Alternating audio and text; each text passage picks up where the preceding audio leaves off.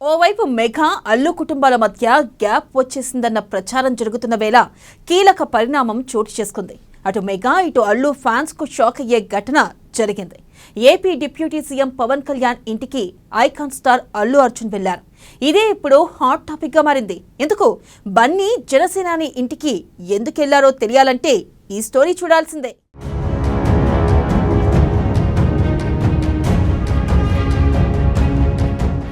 Mega Allu ఫ్యామిలీల మధ్య వారు తారాస్థాయికి చేరిందన్న ప్రచారం చాలా రోజులుగా జరుగుతోంది.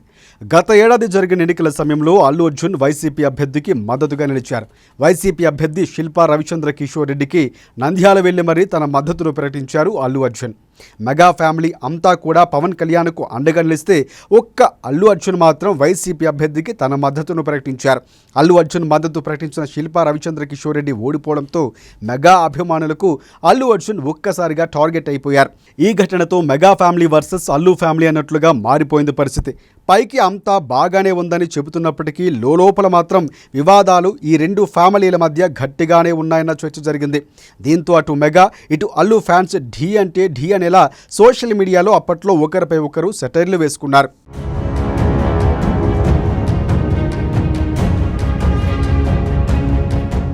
పుష్ప 2 సినిమా ఇండస్ట్రీ హిట్ కొట్టినప్పటికీ మెగా హీరోలెవరూ కూడా స్పందించలేదు. బన్నీ అరెస్ట్ ఎపిసోడ్లో కూడా మెగా ఫ్యామిలీ సైలెంట్గానే ఉంది. చిరంజీవి వెళ్లి పరామర్శించినప్పటికీ రామ్ చరణ్, వరుణ్ తేజ్, సాయి ధరమ్ తేజ్ ఎవరూ కూడా అల్లు అర్జున్ అరెస్ట్ గురించి స్పందించలేదు.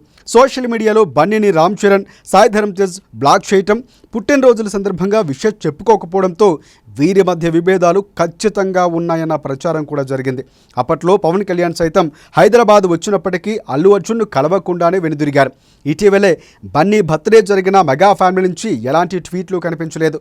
ఈ తరుణంలో తాజాగా ఆసక్తికరమైన ఘటన జరిగింది. AP deputy CM Pawan Kalyan ఇంటికి అల్లు అర్జున్ వెళ్లారు. అది కూడా సతీ సమేతంగా జనసేనాని ఇంటికి వెళ్ళడం ఇప్పుడు చర్చనీయాంశంగా మారింది.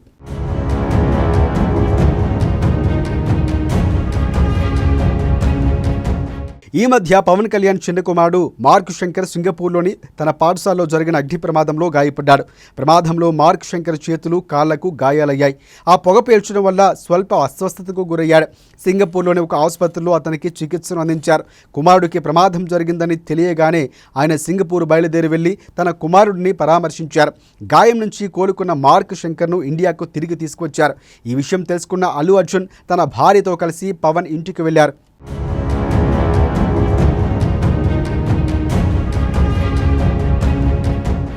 మార్క్ శంకర్ ఆరోగ్య పరిస్థితి గురించి తెలుసుకునేందుకే అల్లు అర్జున్ జనసేనాని ఇంటికి వెళ్లారు. అల్లు అర్జున్ పవన్ కళ్యాణ్ కుటుంబ సభ్యులతో దాదాపుగా గంట సేపు మాట్లాడినట్లు సమాచారం.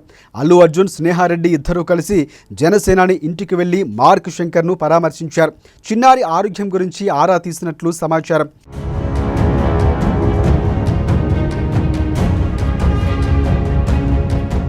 పవన్ ఇంటికి బన్నీ వెళ్లిన విషయం ఇప్పుడు చర్చనీయాంశంగా మారింది.